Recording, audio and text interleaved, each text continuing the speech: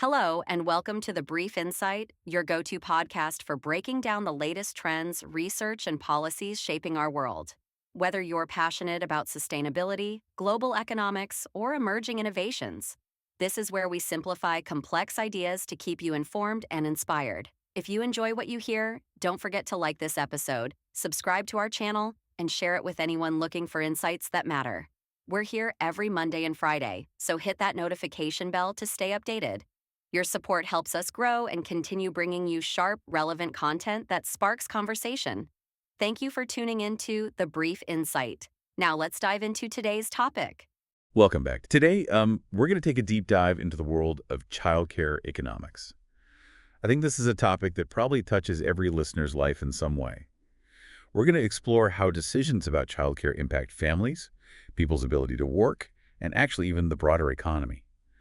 And to guide us through this complex landscape, we have some fascinating sources to pull from. We've got excerpts from a St. Louis Fed article. It's called Childcare Demand, Supply, and Household Decisions, a World Bank blog post focused on childcare in Africa, and a report put out by Equitable Growth. It's titled The Childcare Economy.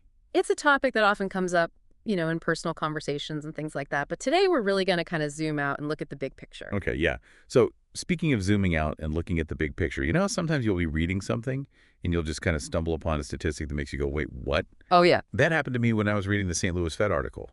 It points out that the childcare industry in the U.S. is actually really small. It employs just over 1 million people as of July 2024. So that's a tiny, tiny fraction of total employment. Yeah, that is surprising when you consider how critical childcare is. I mean, for so many families to be able to function, to be able to work. But I think the report does a good job of highlighting that despite its small size, the sector has these massive economic implications precisely because it's so linked to workforce participation, especially for mothers. Right, yeah. The article states that in 2019, 10% of full-time workers needed care for their kids under 5.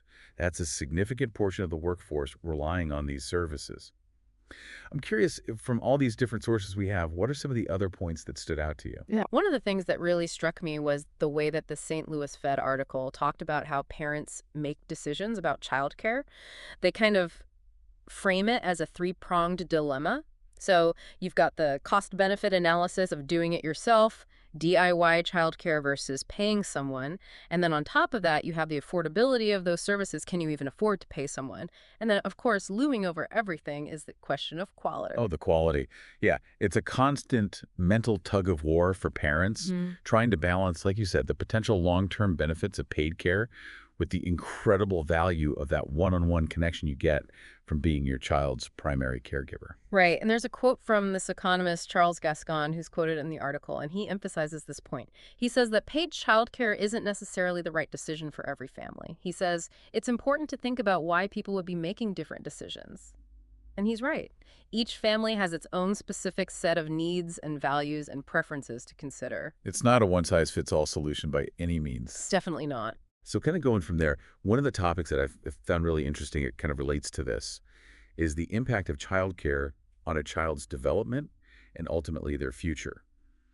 All the sources touch on this, but the Equitable Growth Report really dives deep into that. Yeah, they do. And one thing they talk about is how even a small decline in household income can have a disproportionate large impact on a child's development and their future prospects. Yeah, and they give this powerful example of how that impact isn't linear.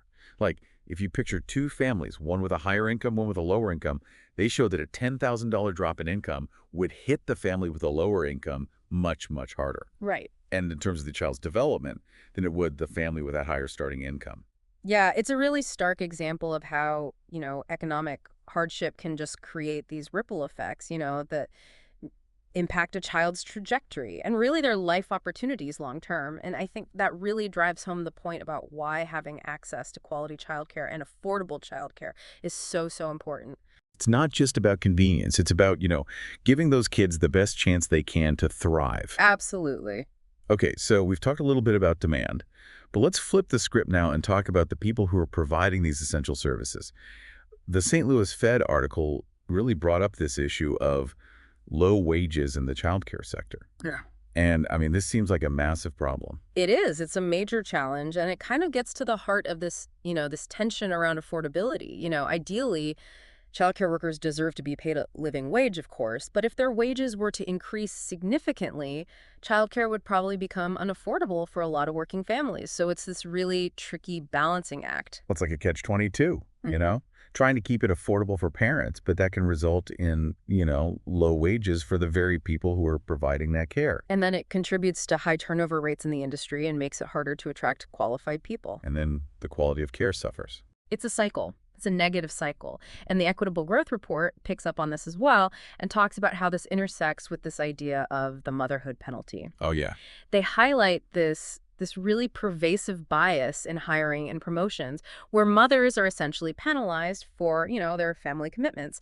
So if you picture two candidates equally qualified, but one is a mother, one is not, there's this tendency, this demonstrated tendency, for the mother to be offered a lower salary or maybe even passed over for promotion simply because she's a mom. It's really unfair, and it just makes access to quality, affordable childcare even more critical for women to be able to participate in the workforce. Yeah. If we want to create a more equitable society, we have to address this. Yeah.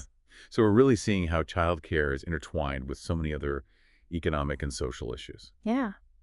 And speaking of the big picture, the Equitable Growth Report paints kind of a bleak picture of women's labor force participation in the U.S.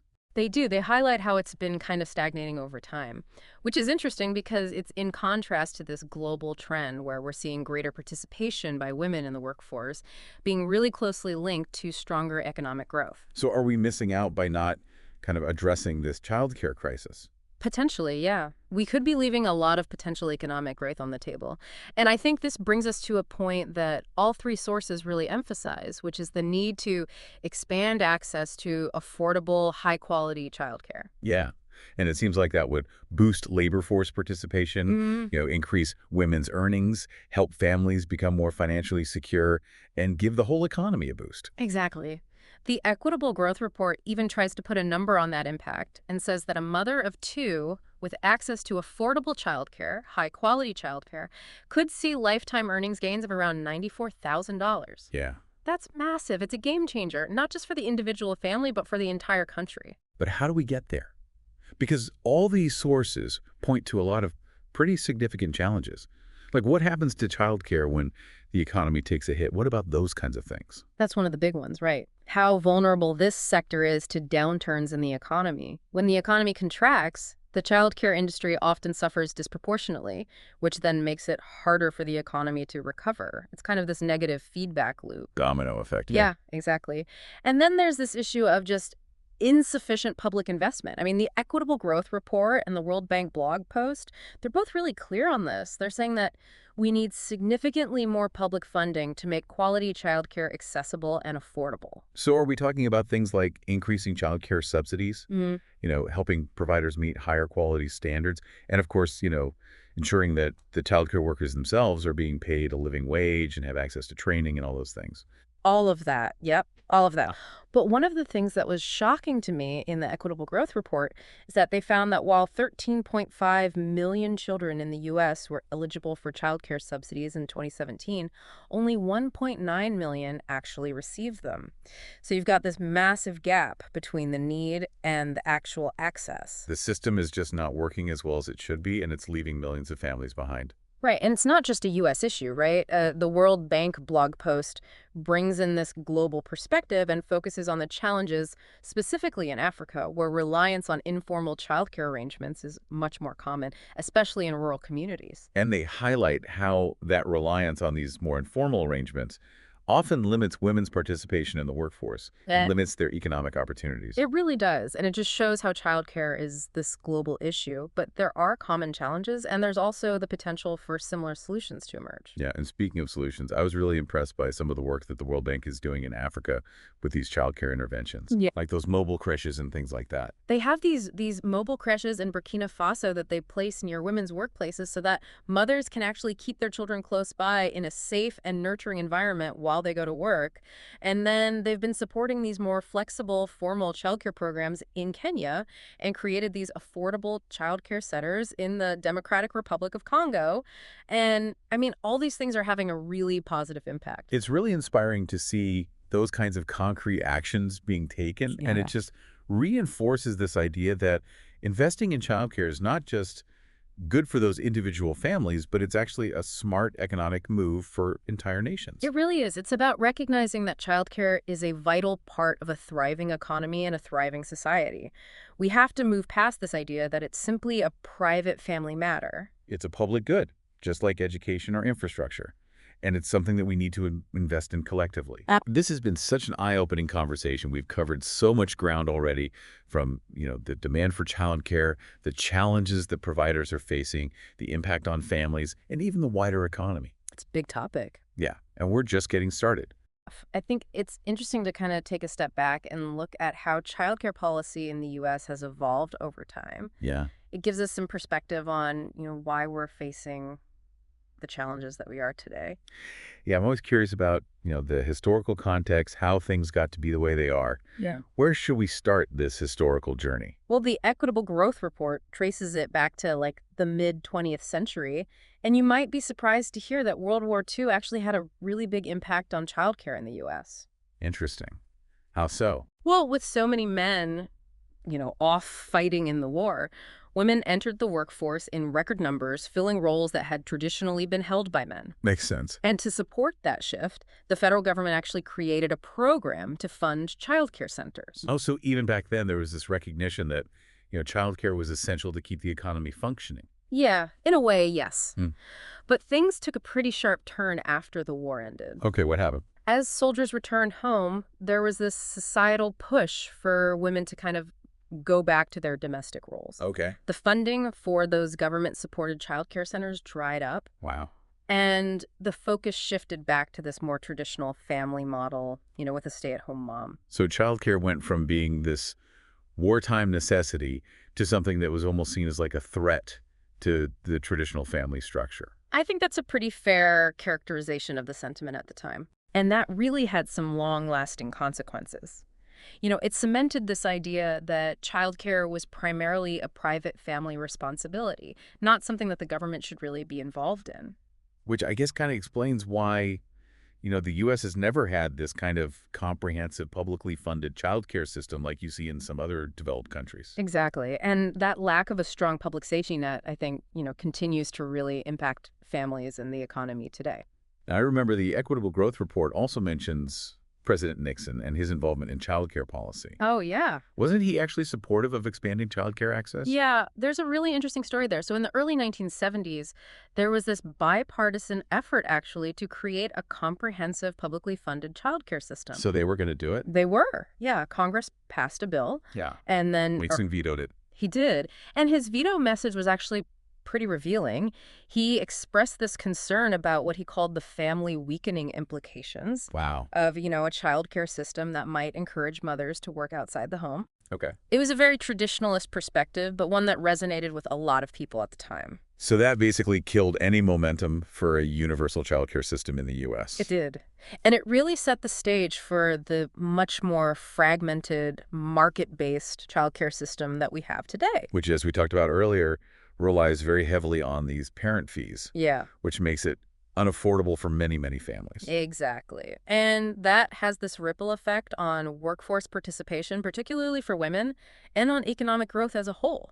I think looking back at that history really helps us understand why we need such a fundamental shift in how we think about and approach childcare in this country. Yeah, it sounds like we need to move away from this idea of childcare as, a private family matter and really see it as a public good. Totally agree. That benefits everyone. 100%. Okay, now I want to shift gears a little bit and touch on something that I found really powerful in the World Bank blog post.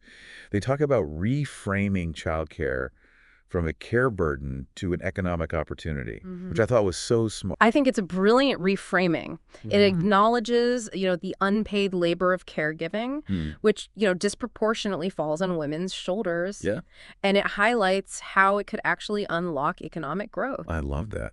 Yeah. It seems like they're really trying to kind of change the conversation around childcare, especially in these developing countries. They are. And their approach is pretty comprehensive, They're investing in childcare infrastructure, like we talked about, with those mobile creches.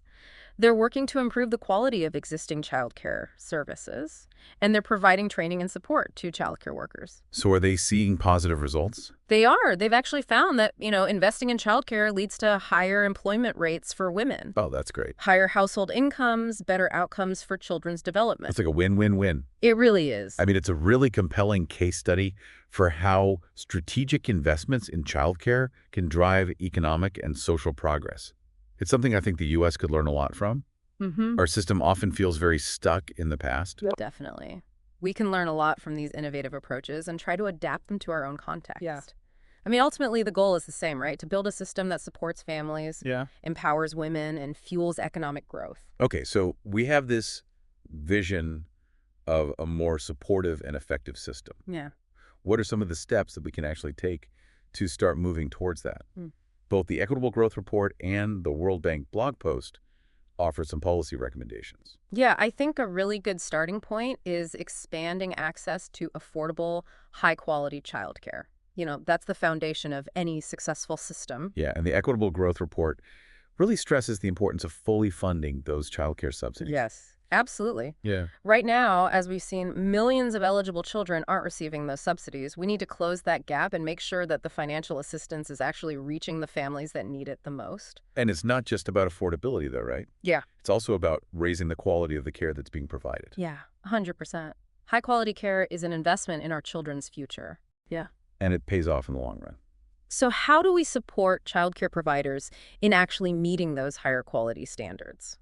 Well, the Equitable Growth Report suggests a few key strategies. They talk about helping providers meet those licensing requirements, offering, targeted training and professional development opportunities, and really importantly, making sure that childcare workers are being paid a fair wage for the essential work that they do. Right. We can't expect to have this high-quality workforce if people aren't earning a living wage. Exactly. Investing in the childcare workforce is crucial, and it's not just about government funding. Yeah. Businesses can actually play a really important role here, too. Yeah, I remember the St. Louis Fed article mentioned how some companies are starting to offer these childcare benefits to their employees. Yeah, it's a great way for businesses to, attract and retain top talent, especially women, and to contribute to building a more stable and engaged workforce. It's encouraging to see those kinds of shifts happening, but also seems like we need more creative solutions, especially given the challenges that different communities are facing. Yeah, and that's where I think those innovative interventions that we've seen in Africa are so inspiring, like those mobile creches, for instance. They're such a fantastic way to address this lack of access in rural areas. Yeah, and I really liked those flexible childcare models that they've been testing in Kenya. It seems like that could be a game changer for women who maybe work in informal sectors and have these really unpredictable schedules. It's all about tailoring those solutions to the specific context. And that might mean working with, community organizations, faith-based groups, or even private sector companies to create a more diverse and accessible childcare ecosystem. So it sounds like we really need this multi-pronged approach. Yeah, With, governments, businesses, communities all working together. we do. It's a complex issue. But with collective effort and a real commitment to making childcare a national priority, we can build a system that actually works for everyone. And it sounds like a lot of that comes down to changing the narrative Yeah. and really rethinking these outdated assumptions about childcare's role in our society. You got it. It's time to invest in our future. And that means investing in our children and the people who care for them. I love that. I think sometimes it's easy to forget that behind all those numbers are actual people, families whose lives are really shaped by these issues every day. Absolutely. I totally agree. We can get caught up in the abstract and theoretical, but it's really important to bring it back down to earth and think about what this means for families on a day-to-day basis. Yeah. Like imagine a single mom who's working 2 jobs just to make ends meet.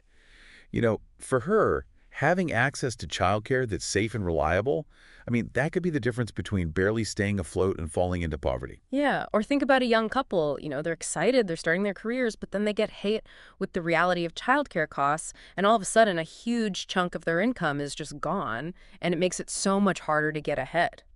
It can be heartbreaking. And these families are sometimes forced to make these just impossible choices like delaying having kids or cutting back on their work hours, or in some cases, even leaving the workforce altogether. Exactly. And as we touched on before, even taking a break from work, even if it's temporary, can have a really big impact on someone's lifetime earnings. And we see that effect especially for women.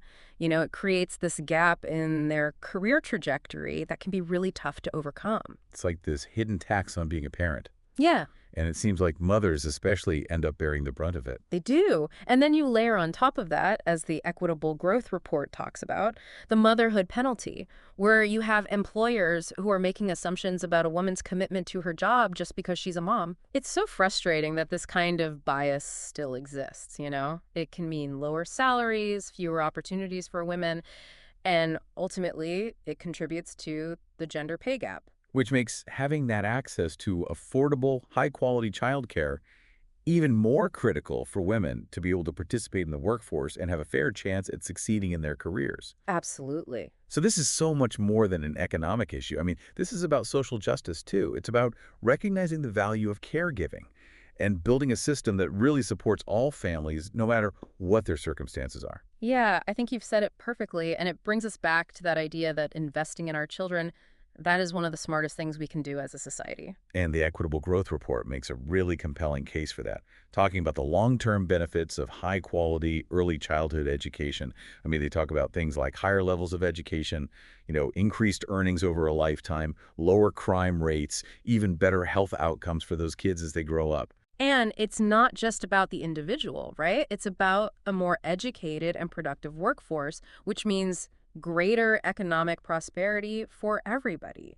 So we're planting the seeds for a brighter future for everyone. I love that analogy. And it's not just about the individual kid or the family. Quality childcare can have a ripple effect on entire communities. Definitely. Think about it. When parents have access to childcare, they're able to work, which supports local businesses. It creates jobs in the childcare sector itself.